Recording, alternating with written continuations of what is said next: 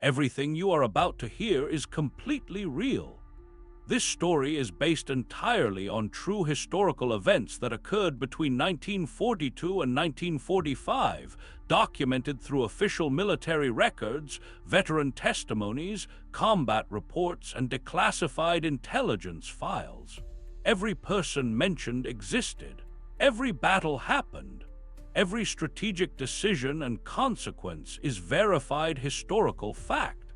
The images and video footage you see throughout this documentary have been generated using artificial intelligence for illustrative purposes only. To help visualize these extraordinary actual events that changed the course of World War II and created a legend that still resonates today. July 2nd, 1942. Lieutenant Colonel Robert T. Frederick sat in a nondescript office in Washington, D.C., reading orders that would consume the next 3 years of his life and forge his name into military legend. The 35-year-old officer had been summoned without explanation, told only that he'd been selected for a special assignment requiring unconventional thinking and absolute secrecy. What he found waiting on the desk before him was a proposal so audacious it seemed designed to fail. The United States and Canada would jointly create an elite special operations force, combining soldiers from both nations into a single integrated unit. They would train for missions considered impossible by conventional military thinking. They would operate behind enemy lines in the most hostile terrain imaginable. They would become, if they survived training, the most lethal close combat unit the Allies possessed. Frederick's first reaction was professional skepticism. Joint operations between nations were notoriously difficult. Combining American and Canadian soldiers under a unified command created complications of rank, protocol, logistics, and national pride. Training men for special operations required time the Allies didn't have. The entire concept seemed like a bureaucratic disaster waiting to happen. But as Frederick studied the proposal more carefully, he began to see the potential. If it could actually work, if American aggressiveness could be combined with Canadian discipline and both nations' soldiers molded into a true unified force, the result might be something unprecedented. A unit that didn't just conduct raids, but dominated any battlefield they entered through superior training, tactics, and sheer ferocity. The strategic need was desperate and immediate. By mid-1942, the Allies were losing. The Germans controlled continental Europe from France to the outskirts of Moscow. The Japanese dominated the Pacific. Allied forces needed capabilities beyond what conventional infantry provided. They needed units that could strike targets conventional forces couldn't reach, operate in terrain others couldn't survive, and accomplish missions that seemed tactically impossible. The British had their commandos. The Germans had their Fallschirmjäger paratroopers. America needed something equivalent, and they needed it immediately. Frederick accepted command of what would officially be designated the 1st Special Service Force. The name was deliberately bland, revealing nothing about the unit's purpose or capabilities. Unofficially, they would become known by names that reflected their reputation. The Black Devils, christened by terrified German soldiers. The Devils' Brigade, the name that would define them forever. But in July 1942, they were nothing. Just an idea and 6,000 volunteers who had no conception what they'd gotten themselves into. Recruitment began simultaneously in the United States and Canada. The criteria were specific and demanding. Physical fitness beyond normal military standards, demonstrated toughness and endurance, intelligence sufficient to master complex skills quickly, psychological stability to withstand training designed to break weaker men. Crucially, volunteers had to be single or married without children. The missions anticipated for the force were so dangerous that married men with families were considered unacceptable risks. The implication was clear and brutal. These men were being recruited for assignments where death was not just possible but probable. American volunteers came from across the United States, lumberjacks from the Northwest, cowboys from Montana, coal miners from Appalachia, city boys from New York and Chicago seeking adventure or escape. Each had his reasons for volunteering, few of which had anything to do with the reality of what special operations actually meant. Canadian volunteers came from equally diverse backgrounds: frontiersmen from the Yukon, farmers from the prairies, urban Canadians from Toronto and Montreal, French Canadians who spoke English as a second language or sometimes barely at all. The diversity created immediate friction. Training began at Fort William Henry Harrison in Montana in August 1942. The location was chosen deliberately. The terrain around Helena, Montana, replicated the Norwegian mountains where the force was originally intended to operate. Harsh, unforgiving landscape where mistakes meant death. Summer heat that exhausted even the fittest men. Winter cold that would later reach 40 below zero. If soldiers could train here, they could fight anywhere. Lieutenant Colonel Frederick's training philosophy was revolutionary and ruthlessly pragmatic. Special operations required skills conventional training didn't provide. His men would master parachute insertion, ski operations, mountain climbing, rock face scaling, amphibious assault, demolitions, hand-to-hand combat, and marksmanship at levels far exceeding regular infantry. They would train harder, longer, and under more realistic conditions than any other Allied unit. And they would train together, Americans and Canadians integrated completely, until nationality became irrelevant and only the unit mattered. The integration itself was an experiment without precedent. American and Canadian soldiers were mixed within squads, platoons, and companies. Ranks were equalized, so Canadian sergeants commanded American privates and vice versa.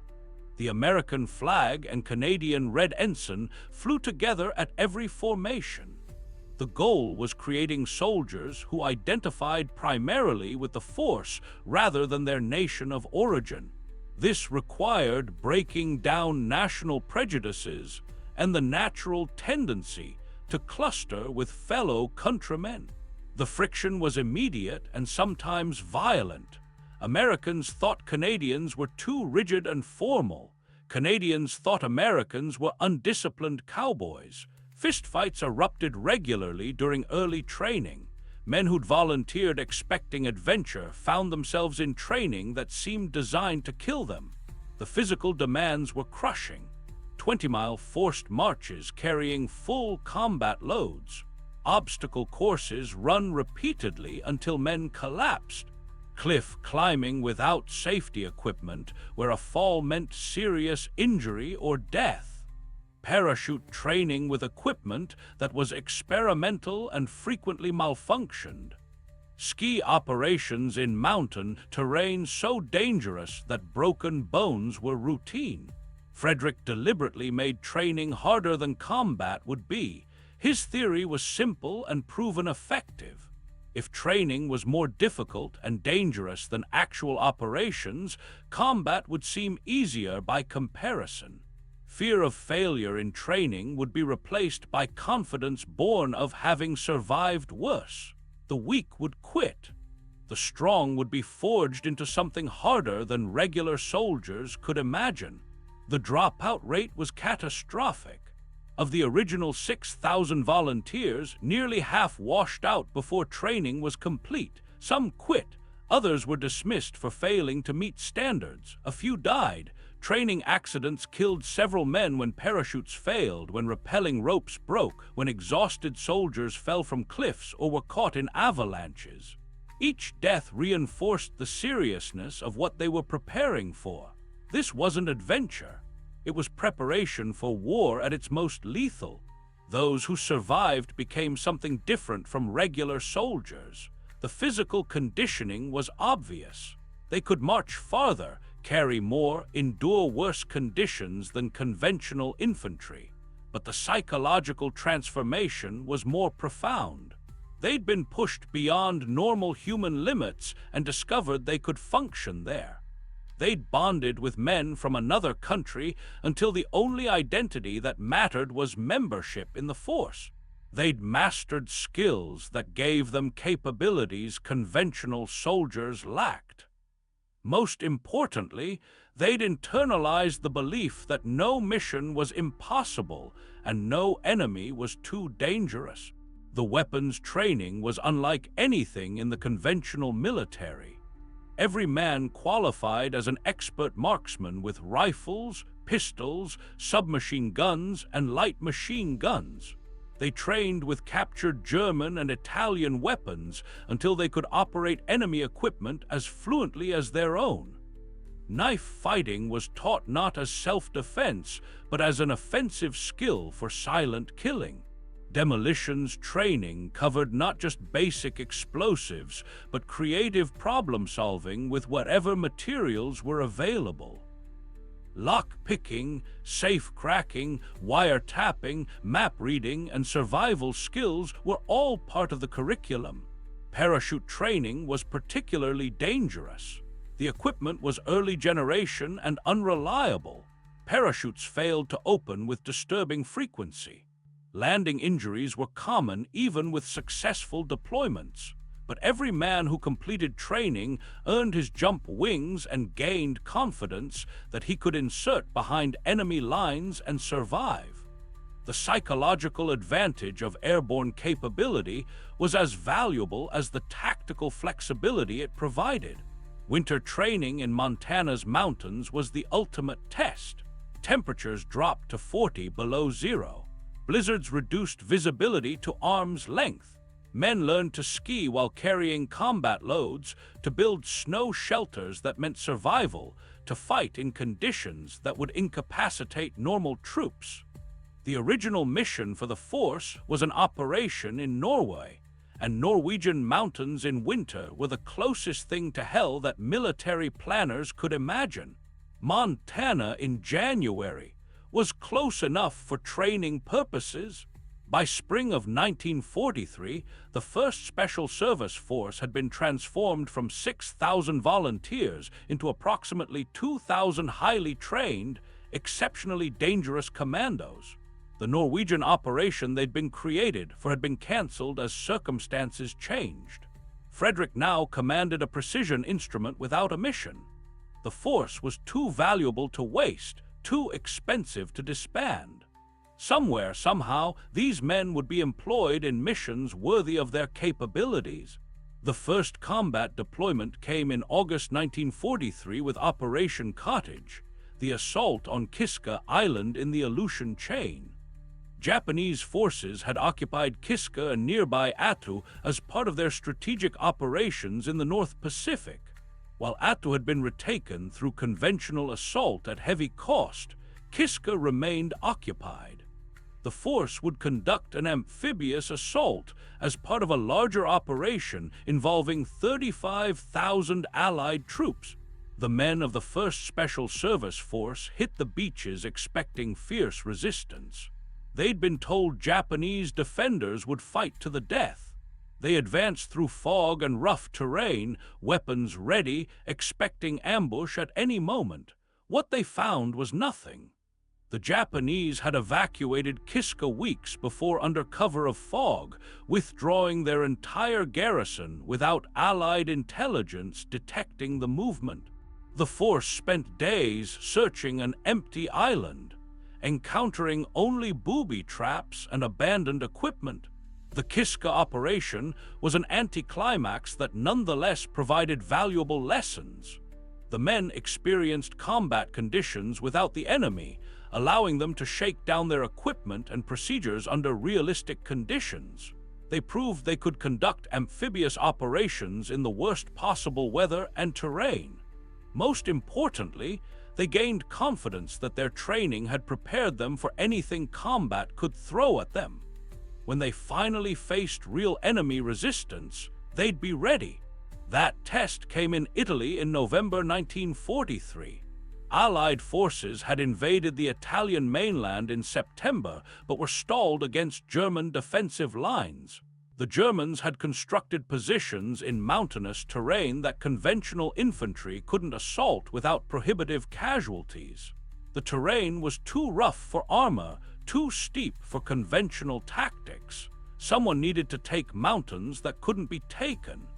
The Devil's Brigade was given the mission. Monte la Difensa was an important German strongpoint. The mountain rose 4,600 feet, with the final 3,000 feet being nearly vertical rock face. German forces occupied positions at the summit with interlocking fields of fire covering every approach. Multiple Allied attempts to take the mountain had failed with heavy casualties. The Germans considered the position impregnable. They were about to discover they were wrong. Frederick's plan was characteristically audacious. The force would attack from the direction the Germans considered impossible, straight up the mountain's steepest face at night. They'd climb in darkness, in silence, carrying full combat loads plus ropes and climbing equipment. When they reached the German positions, they'd attack immediately while the enemy was still in shock that anyone had gotten there at all. The plan depended on surprise, darkness, and the force's superior physical conditioning and close combat skills. On December 2nd, 1943, the assault began. The climb took 6 hours through darkness, so complete men could barely see the soldier in front of them.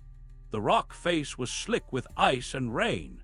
Men fell and were caught by ropes, injuries sustained in silence to avoid alerting German positions above. The physical effort required was enormous, climbing 3,000 vertical feet while carrying 60 pounds of equipment, weapons, and ammunition. But these were men who trained in Montana mountains under worse conditions. They climbed.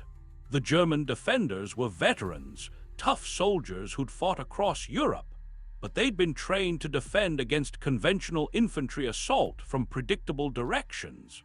They were not prepared for elite commandos emerging from the darkness directly into their positions from a direction no sane commander would attack from.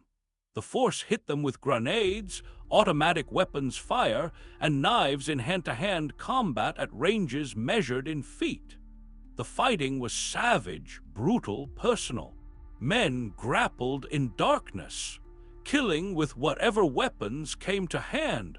By dawn, the force controlled the summit. German counterattacks came throughout the day, waves of enemy soldiers trying to retake positions they'd considered secure. Each attack was thrown back with heavy German casualties. The force held positions that conventional wisdom said couldn't be held, repelling attacks that should have overrun them. The key was their training and cohesion. Every man knew his job. Every soldier trusted the men beside him completely. They fought not as individuals, but as a unified organism that adapted instantly to changing circumstances. The casualties were significant. Over a third of the assault force became casualties, killed or wounded during the climb or subsequent fighting. But they'd accomplished the mission. They'd taken a mountain position the Germans thought was impregnable. More importantly, they'd proven their value as a unit that could accomplish missions conventional forces couldn't. Word of the victory spread through Allied command. Here was a unit that could be assigned the impossible jobs. The missions where failure was expected, but success was desperately needed. The force's next major operation was Anzio, the amphibious landing behind German lines intended to outflank defensive positions, blocking the drive toward Rome. The landing occurred January 22, 1944, and quickly became a desperate battle for survival as German forces contained the beachhead and launched vicious counterattacks. The terrain around Anzio was flat, offering little natural cover. German artillery had clear fields of fire. Allied forces were pinned in a relatively small perimeter, with their backs to the sea. The 1st Special Service Force was assigned the right flank of the Anzio perimeter, a 6-mile front that conventional doctrine said required a full division to defend. The force had less than 2,000 men. They'd be defending positions that were undermanned by a factor of 5. The situation seemed impossible. It was exactly the kind of mission they'd been created for. Frederick deployed his forces with tactical creativity that maximized their strengths. Rather than static defense, the force conducted aggressive patrolling. They'd hold defensive positions by day, then send out patrols at night that penetrated German lines, attacked enemy positions, captured prisoners, and created the impression of a much larger force. The Germans never knew where the next attack would come from or how many Allied soldiers were actually in the sector. The night patrols became legendary. Small teams of 4 to 8 men would blacken their faces with boot polish, arm themselves with knives, silenced weapons, and grenades, and slip into German positions after midnight. They'd kill sentries silently, plant demolition charges, snatch prisoners for interrogation, and vanish before the Germans could respond effectively. The psychological warfare value was immense. German soldiers on the Anzio perimeter learned to fear the darkness because death could come from it at any moment. The force began leaving calling cards, black paper rectangles stamped with the unit's crest and the words "Das Dickend kommt noch," German for "the worst is yet to come." These were left on dead German soldiers or pinned to abandoned equipment as psychological warfare. The Germans began calling the force soldiers Die schwarzen Teufel, the Black Devils. The name became a point of pride for the men who'd earned it through combat effectiveness that terrified even veteran German troops. The sustained operations at Anzio tested the force in ways training couldn't replicate. The fighting was constant. Artillery fire was unrelenting. Casualties mounted daily. Men went weeks without adequate rest, living in muddy foxholes under sporadic bombardment, conducting patrols every night, fighting off German probes by day. The conditions should have broken any normal unit. The Devil's Brigade endured. What sustained them was the cohesion forged through training and reinforced through combat. Americans and Canadians no longer thought of themselves by nationality. They were force. That identity transcended everything else. When a man was wounded, his buddies evacuated him regardless of what flag he'd been born under. When positions were threatened, soldiers moved to reinforce without orders because they knew what needed doing. The force functioned with a level of tactical coordination and mutual trust that conventional units required years to develop. The medical situation revealed another aspect of their extraordinary nature. Wounded men regularly returned to the line before they were fully healed. Medical officers would clear men for duty despite injuries that should have meant evacuation because the soldiers insisted on returning to their units. Some men fought through multiple wounds, refusing evacuation as long as they could still function. This wasn't bravado. It was commitment to the unit and to the men they'd trained and fought beside. After 99 consecutive days on the line at Anzio, the force was finally withdrawn for rest and refitting. They'd held a sector that should have required a full division with less than a quarter that strength. They'd conducted hundreds of patrols into German lines. They'd killed an estimated 1,200 German soldiers while capturing around 700 prisoners. Their own casualties were severe, over 800 men killed or wounded. But they'd accomplished what conventional wisdom said was impossible. They'd held their sector and prevented German forces from breaking through to the beach. The force's final major operation was the invasion of southern France in August 1944, Operation Dragoon. They would conduct an amphibious assault on the Hires Islands off the French coast, securing the islands before the main invasion force landed. The islands were defended by German coastal artillery that could devastate the invasion fleet. The artillery positions had to be eliminated before the main landings could proceed safely. The assault on Isle du Levant on August 15, 1944, was textbook special operations. The force landed in darkness, neutralized German positions through speed and violence, and secured the island before defenders could organize effective resistance. They then moved to Port Creux, a more heavily defended island with prepared positions and a larger garrison. The fighting was intense but brief.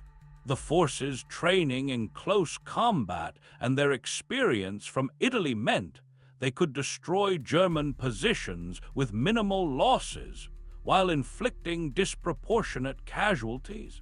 After securing the islands, the force pushed inland into southern France. They advanced faster than any other Allied unit, capturing town after town, liberating French civilians, and destroying German forces that tried to resist. Their speed and aggressiveness kept the Germans off balance. Towns that might have been defended were abandoned as German commanders realized they couldn't hold against forces that moved faster and hit harder than conventional infantry. By late 1944, the strategic situation had changed dramatically. Allied forces were closing on Germany from both east and west. The specialized skills that made the force valuable in special operations were less critical now that conventional forces were winning through superior numbers and industrial production. Additionally, the force had suffered casualties that couldn't be easily replaced. Finding soldiers with the right combination of physical ability, psychological toughness, and willingness to volunteer for extremely dangerous missions wasn't simple. Replacing combat losses with men of equal quality was proving impossible. On December 5, 1944, the 1st Special Service Force was officially disbanded. The Canadian personnel returned to Canadian Army units. Many American personnel were transferred to the airborne divisions. The unit that had been created to conduct impossible missions in Norway had instead fought in the Aleutians, Italy, and France, accomplishing missions conventional forces couldn't and earning a reputation as the most effective close combat unit the Allies fielded. The statistics don't fully capture what made the Devil's Brigade exceptional. They suffered casualties approaching 70%, meaning nearly 3 out of every 4 original members became casualties at some point. They earned more than a dozen medals of honor and countless other decorations for valor. They operated on the line for longer consecutive periods than any other Allied unit. They never failed a mission. But numbers can't explain the intangible qualities that made them legendary. What truly made the 1st Special Service Force remarkable was the transformation of individuals into something greater. Men from 2 different countries with different cultures and military traditions had been forged into a unified fighting force where nationality became irrelevant. The intensive training had created soldiers with capabilities far beyond conventional troops.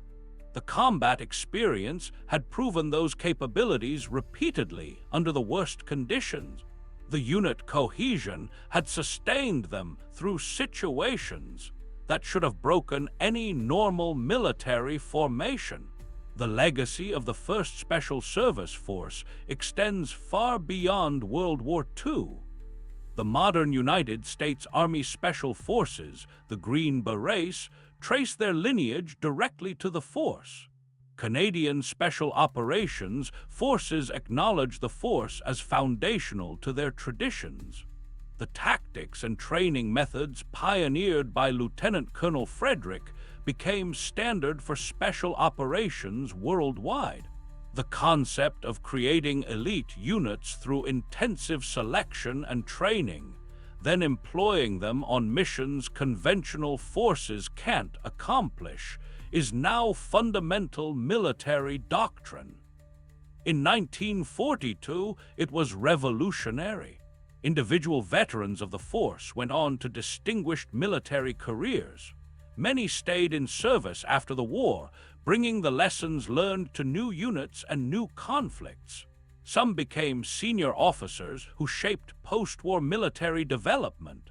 Others returned to civilian life, but carried forever the experience of having been part of something unique. The bonds forged during training and combat endured for lifetimes. Force veterans held reunions where Americans and Canadians gathered to remember their shared service, the men who hadn't made it home, and the extraordinary things they'd accomplished together. Lieutenant Colonel Robert Frederick, the man who'd turned a bureaucratic proposal into a legendary fighting force, continued serving with distinction. He was promoted to Major General and commanded the 45th Infantry Division in combat. After the war, he remained in service, eventually retiring as a full general. He always maintained that commanding the 1st Special Service Force was the highlight of his military career. The mission where he'd been given impossible objectives and the freedom to accomplish them through unconventional means. The German soldiers who'd faced the force never forgot the experience. Post-war interviews with Wehrmacht veterans revealed the psychological impact of fighting the Black Devils. German soldiers described terror at the night patrols that struck without warning, at the ferocity of force soldiers in close combat, at the impossibility of predicting where the next attack would come from. Some German units refused orders to patrol into sectors held by the force, preferring court-martial to facing the schwarzen Teufel in darkness. The story of Monte la Difensa became legendary in military history as an example of what's achievable when elite forces are properly trained and employed. Military academies worldwide study the operation as a case study in using specialized capabilities to accomplish missions that conventional forces can't. The climb itself is still considered one of the most physically demanding operations in military history. That it was accomplished in darkness, in December weather, by men carrying combat loads, remains almost incomprehensible to soldiers who haven't undergone equivalent training. The integration of American and Canadian forces into a truly unified command remains historically significant as proof that international military cooperation can work at the tactical level when properly implemented. The force demonstrated that nationality matters less than training, leadership, and shared mission focus.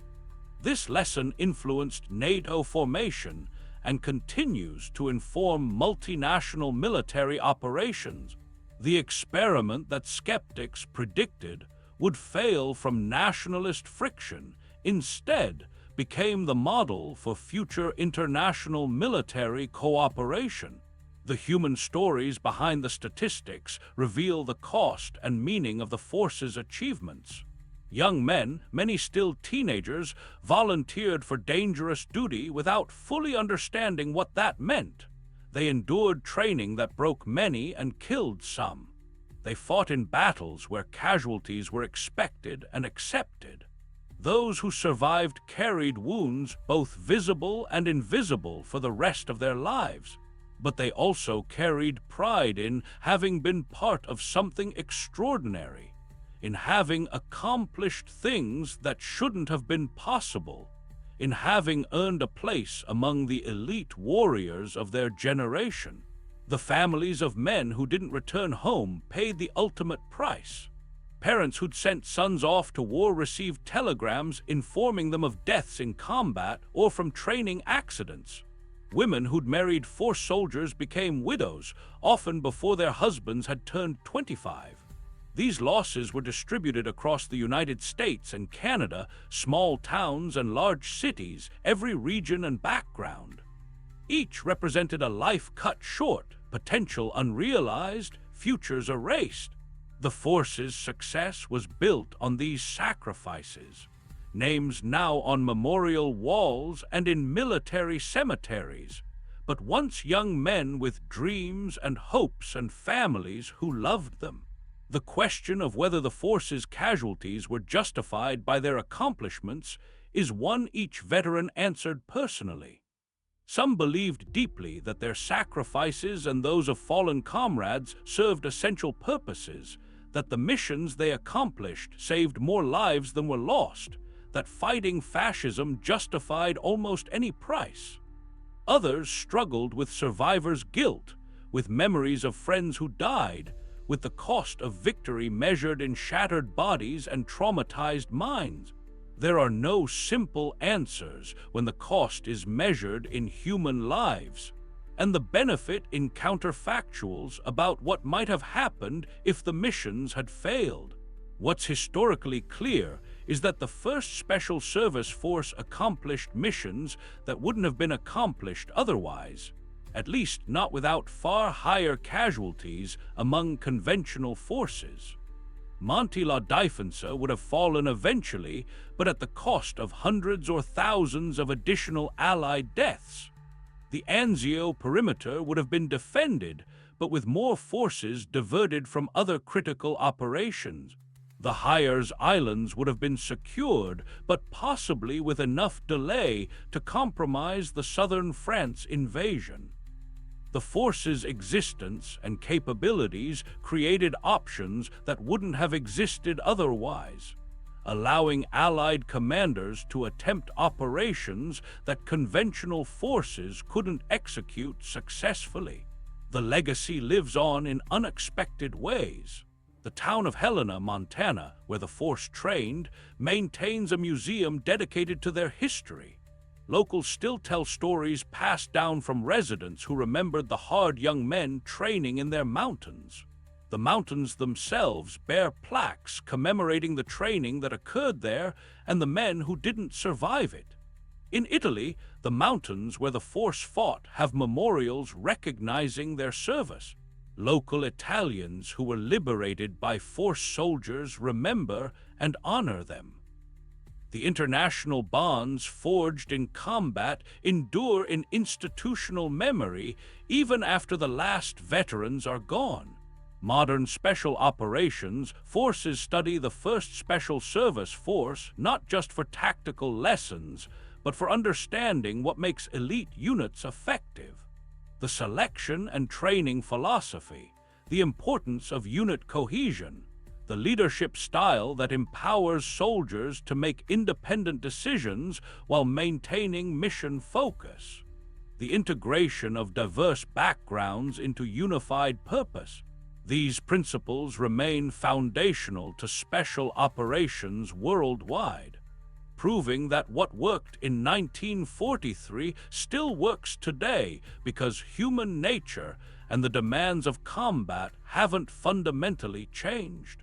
If this deep dive into the true story of World War II's most feared commando unit has captivated you, if you want to discover more verified historical accounts of courage, sacrifice, and extraordinary achievement from the war that shaped our world, then subscribe to WW2 War Rewind right now.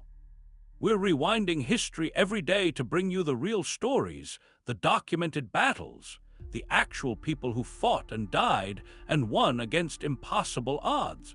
Tomorrow brings another chapter you won't find anywhere else, another true story of the war that must never be forgotten. Hit that subscribe button so you never miss the moments that defined history, told with the accuracy and depth they deserve.